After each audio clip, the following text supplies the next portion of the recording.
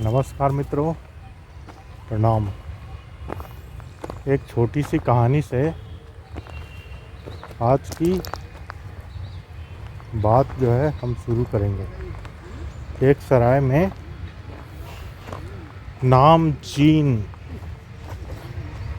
संत जो है विभिन्न विभिन्न जगह से आए संत एक जगह इकट्ठा हुए सराय में। और दिन भर उन्होंने प्रवचन दिया और रात्रि में वो एक सराय में आके विश्राम करने लगे। तो सब 4-5 संत थे। उन्होंने सब की उम्र लगभग हो चुकी थी। तो उन्होंने बोला, देखो भाई, हम तो प्रवचन में अच्छी अच्छी बातें करते हैं और लोगों को अच्छी अच्छी बातें बताते हैं, लेकिन हम तो संत हैं और हम एक ही व्यवसाय से जुड़े हुए हैं। तो क्यों ना हम अपनी कमजोरियों के बारे में आज खुलकर बात करें। क्या क्या हमारी कमजोरियां हैं, इसके बारे में खुलकर बात करें। तो सभी संत राजी हो गए और पहले संत ने कहा कि जब मैं चर्च में बाइबल का बखान करता हूँ, बाइबल के वचनों को जब उद्धृत करता हूँ, तो जब स्त्रियां ज़्यादा होती हैं तब मेरा जोश देखने लायक रहता है। मैं इतनी ज़ोर ज़ोर से उन वचनों को बोलता हूँ और इतने उत्साह से उन वचनों को पढ़ता हूँ और उसकी व्याख्या करता हूँ। लेकिन जब स्त्रियाँ नहीं रहती, स्त्रियाँ वहाँ पे नहीं रहती या कम रहती हैं, तो मेरा जोश एकदम ठंडा हो जाता है और मैं एकदम अंदर से कमज़ोर महसूस करता हूँ। तो स्त्रियाँ मेरी कमज़ोरी हैं। जब वो ज़्यादा होती हैं तो मेरा उत्साह जो है बढ़ा रहता है। तो सभी देखे उसकी तरफ, बोले हाँ, सबकी कमज़ोरियाँ तो होती हैं। दूसरे संत ने कहा कि मैं जो है भाषण देता हूँ, अपने भक्तों को बोलता हूँ, तो पैसे से दूर रहो बोलता हूँ। पैसे जो है वो सब बुराई की जड़ है, तो उन लोग को बोलता हूँ दूर रहो।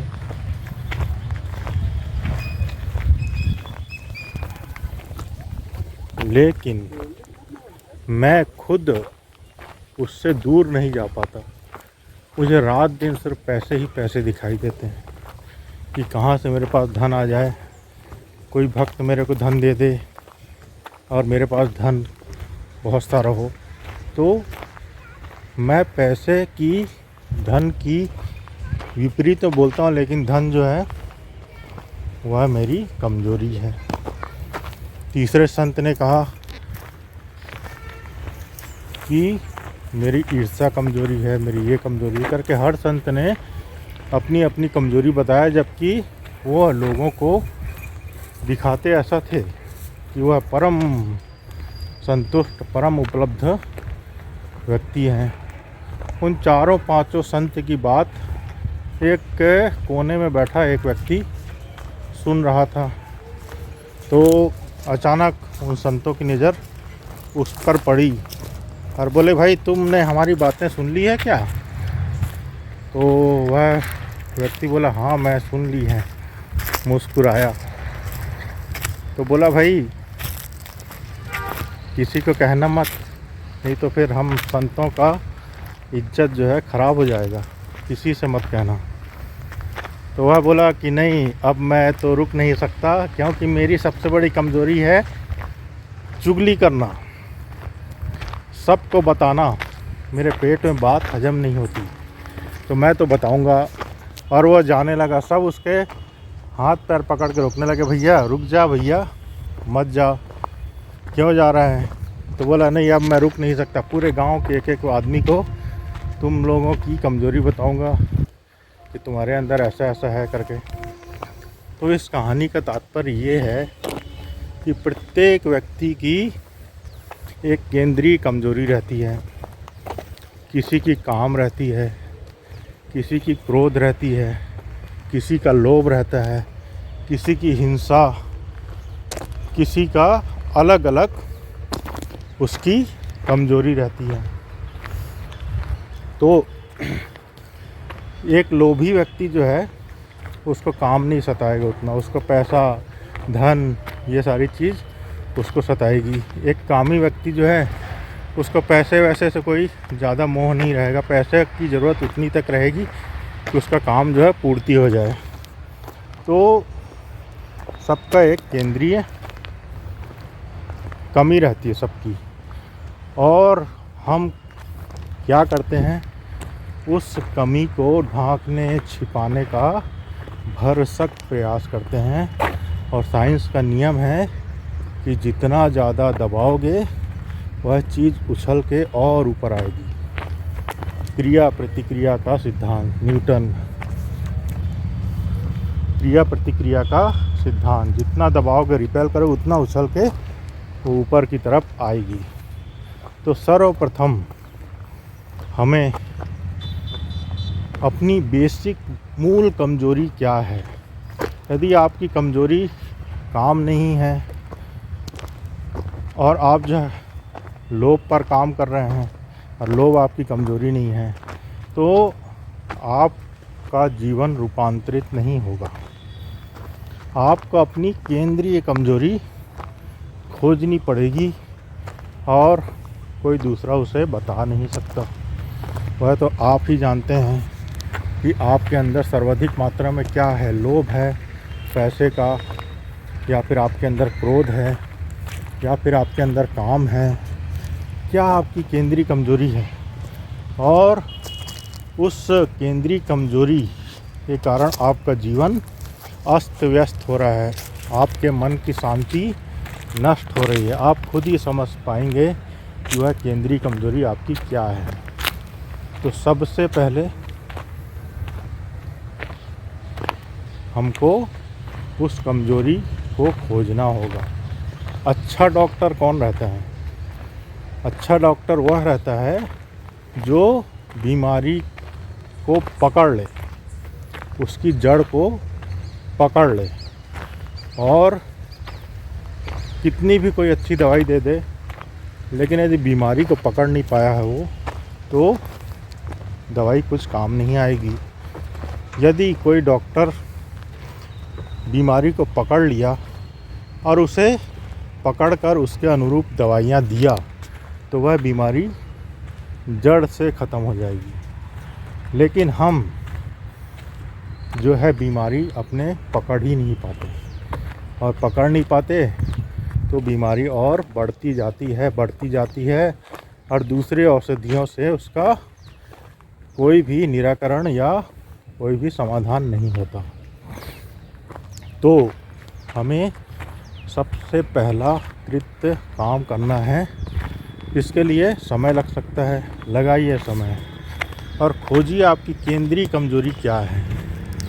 और उस केंद्रीय कमज़ोरी पर जब निकल जाएगा केंद्रीय कमज़ोरी, तो वह बहुत पावरफुल रहेगी। केंद्रीय कमज़ोरी बहुत ज़्यादा पावरफुल रहती है, क्योंकि वही तो आपकी केंद्रीय कमज़ोरी है। तो उस पर आपको काम करना पड़ेगा। कैसे काम करना पड़ेगा? सबसे पहले आप उस कमज़ोरी को पहचानिए कि मेरी केंद्रीय कमज़ोरी असल में है क्या। कितना भी आप ध्यान, कितना भी आप अध्यात्म, कितना भी आप माला जप कर लें, तो वह केंद्रीय कमज़ोरी आपकी पकड़ में नहीं आएगी, पॉलिश हो जाएगी। और जब मौका आएगा तो पॉलिश उखड़ जाएगी, क्योंकि वो ऊपर से पॉलिश्ड किया हुआ है। तो आपको अपनी केंद्रीय कमज़ोरी सबसे पहले पकड़नी है। दूसरा उस केंद्रीय जो कमज़ोरी है उसकी निंदा नहीं करनी है। उसे सहज स्वीकार करना है, क्योंकि हमारे पास एक नेगेटिव की शक्ति है, एक पॉजिटिव की शक्ति है। तो आपकी नेगेटिव की शक्ति ही आपकी सबसे बड़ी पॉजिटिव शक्ति बनेगी।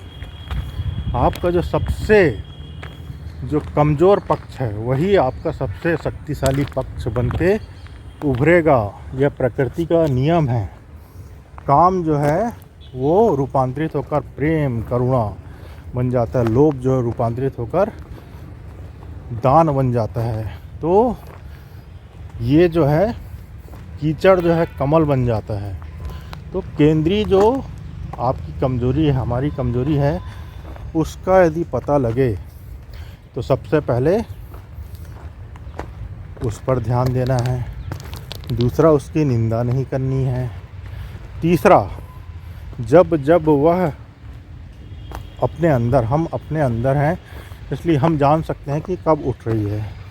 तो जब जब उठे उसे निंदा के भाव से नहीं देखना है, और जब उठे तो शांत रहना है, और यह सोचना है कि यह परमात्मा ने हमें दी है तो ज़रूर इसका कुछ उपयोग होगा। तो दूसरा पॉइंट हो गया। और तीसरा पॉइंट यह है कि ज़रूर इसका उपयोग होगा, ऐसा सोचना है। उसके बाद हमें क्या करना है, हम क्या उसको दबा के रखे हैं बरसों से कोई भी चीज़ को, क्योंकि हम उसे निकालेंगे तो हमारी पूरी छवि जो है गिर जाएगी और लोगों की नज़र में हम वह नहीं रहेंगे। यदि हमारी केंद्रीय कमज़ोरी सामने आ गई लोगों के, तो हमारी बड़ी फजीहत होगी। अरे ये आदमी दिखता कुछ था कुछ। तो उसे किसी दिखाने की भी ज़रूरत नहीं है। उसे एकांत में बोधपूर्वक समझना है पहला, और दूसरा उसे बोधपूर्वक प्रकट करना है। अकेले में आपको कोई देखेगा भी नहीं। जब आप एकांत में हो, कहीं जगह हो, निर्जन स्थान में हो, या फिर अपने कमरे में हो जहाँ कोई ना हो, तो उसे प्रकट करिए। जैसे चीखने चिल्लाने का मन है तो चीखिए चिल्लाइए, और नहीं कर सकते चीखे चिल्ला सकते तो एक्सप्रेशन बनाइए चीखने चिल्लाने का। एक्सप्रेस करके उसे बाहर निकालिए, और धीरे धीरे करके जब वह स्वीकृत हो जाएगी, जब आप उसे निकालेंगे, और यह जान कर निकालेंगे, क्योंकि हम बेहोशी में निकालते हैं और बाद में दुख पाते हैं, क्योंकि एक झापड़ किसी को देंगे तो सामने वाला 2 झापड़ देगा, और फिर वो लड़ाई बंद कभी नहीं होगी। फिर वो 4 आदमी लेके आएगा। तो हिंसा किसी के साथ करेंगे तो हिंसा बाहर निकलेगी और उसका कोई अंत नहीं है। तो हमको अकेले में ही अपनी हिंसा को निकालना है। तकिया में घूंसा मारना है, हाथ को मरोड़ना है, मुंह को मटकाना है, जो करना है, और एक आईना सामने रखना है, और आईना में अपने आप को बीच बीच में देखना है। और आप देख के आश्चर्यचकित हो जाएंगे कि आप क्या वही व्यक्ति हैं जो आप नॉर्मल में होते हैं। लेकिन आपको डरना नहीं है, वो सब को आप देखना है। क्योंकि आप यह सब बोधपूर्वक करेंगे तो आप अंदर यह जानते रहेंगे, और यह अंदर से निकलेगा। आपको खुद आश्चर्य होगा कि इतना अंदर मेरे भरा था। बॉडी अपने आप मोमेंट करने लगेगी, और आप उसके साक्षी बन जाएंगे, आप उसके दृष्टा बन जाएंगे। तो ये चीज़ आपको करनी है। इससे क्या होगा, वो जो मवाद है, जो दबाया हुआ चीज़ है, वो बाहर निकलेगा, और एक अंदर रसधार बहेगी।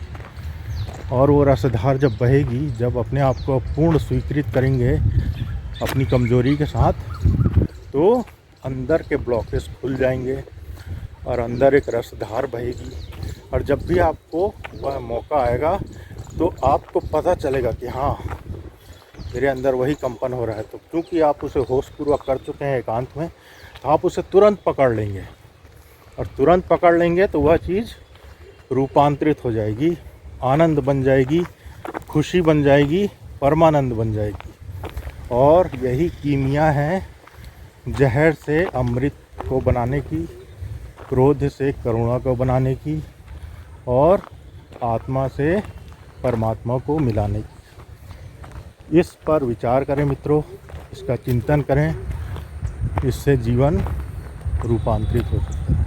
प्रणाम, आभार।